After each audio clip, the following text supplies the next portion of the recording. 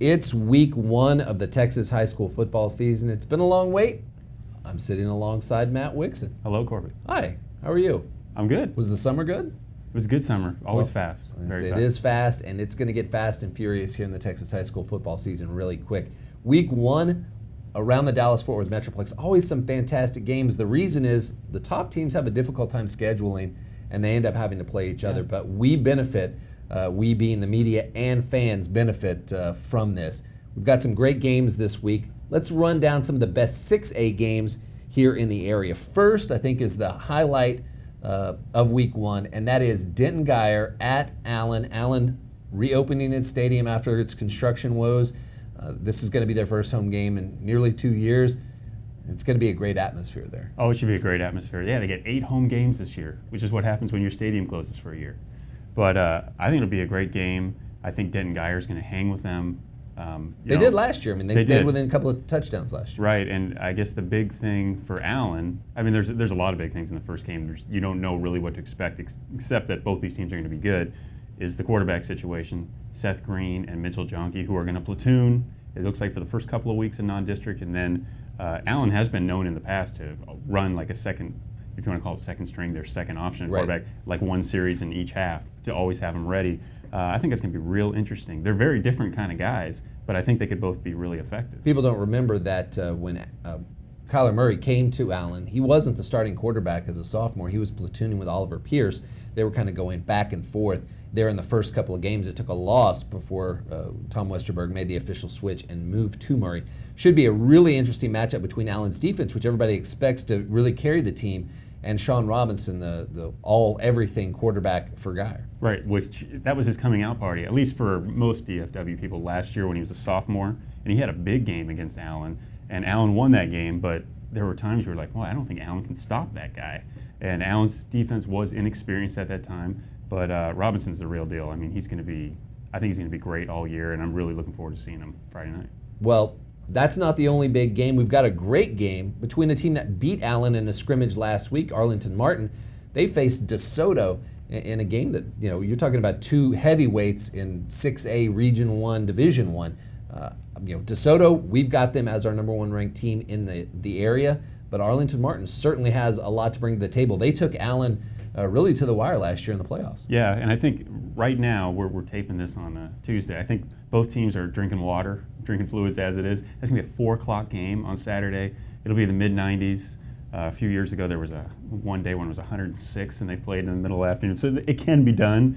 But I was talking to Bob Wager, Coach Wager for Martin, and he said it's going to be tough on both teams, but he puts his team's conditioning up against anybody's.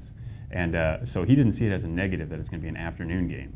He thinks, if anything, that plays into as a positive for Martin because they are in phenomenal shape. DeSoto's in excellent shape as well, but I think it's going to be another high-scoring game. Absolutely. You've got on one side, you've got Tristan Wallace, the Ohio State pledge.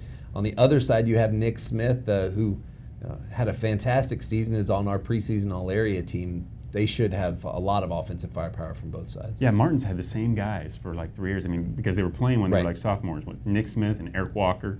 And Kristen Levy. So those guys are experienced, and yeah, they really gave Allen a great game last year in the playoffs, and so they can do it, and maybe they're thinking, they got beat up pretty good by DeSoto early last season, and of course it's an ESPN2 game, so yet another thing to get guys hyped up in the first period. I always ask coaches, do you got to bring your kids down a little bit in that first game because they get so excited? I would not be surprised. I've seen quarterbacks throw 10 yards over a receiver because they're just so pumped up. That first throw from Tristan Wallace, it could go into the stands. It's a little short out pass that goes 40 yards. Right. Yeah. Well, that is the 4 o'clock game. The nightcap there, the game I will be covering, is really one of those interesting interstate battles between a team that always plays teams from out of state, it seems like, and Euless Trinity. And they've got back their dynamic duo, running quarterback and running back. Tyler Natee, he was a fullback, moved him to quarterback, and he's done a pretty good job passing, but he's a great runner. And J-Ron Wilson, their tailback, is outstanding. And then you get Concord De La Salle from California. That's the team that still holds the record for the most consecutive wins. I need to look it up before Friday night. It's in the hundreds, I think 130-something. It almost doubles what the Texas record is. both teams really strong rushing attacks there. Yeah, and I don't know a lot to expect from De La Salle, except that they are number one in at least one national in the nation. poll. Yeah, in the nation. And right. But you know what to expect from Trinity. Yeah. Oh, I mean, they're gonna try to bully you and control things. And I love their quarterback. He is not the college prospect, high-end guy that people get excited about a lot of times with quarterbacks. But Nati, man, he is tough. And he's kind of like the prototype of a lot of Trinity quarterbacks that were successful. He can run and get tough yards when you need it. He can make good passes. He is not a beautiful passer by any stretch, but he can make effective passes, and that's all Trinity's usually asking for. And I love when they need like 3rd and 5, and if he gets outside, he can run over linebackers. And Jerron Wilson is fantastic. Oh, he is absolutely fantastic. Well, there's other games on the schedule of note, significant games. Mesquite Horn at McKinney Boyd should be an interesting one. That's on Thursday night. You have Coppell going to Hebron. Coppell could be one of those teams that really sneaks up our rankings as the season moves along. And Flower Mound Marcus travels to Mansfield. Everybody's talking about Kennedy Brooks as potentially being that district's player of the year. He had a fantastic sophomore season. Interesting to see what the tailback from Mansfield does.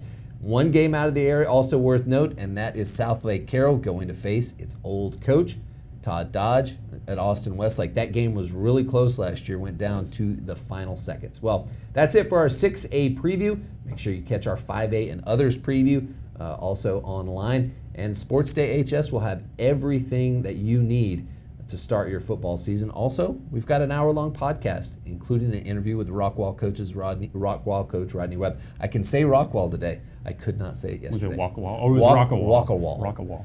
Matt, thank you for joining me. You're welcome. I'm Corbett Smith. Thanks for watching.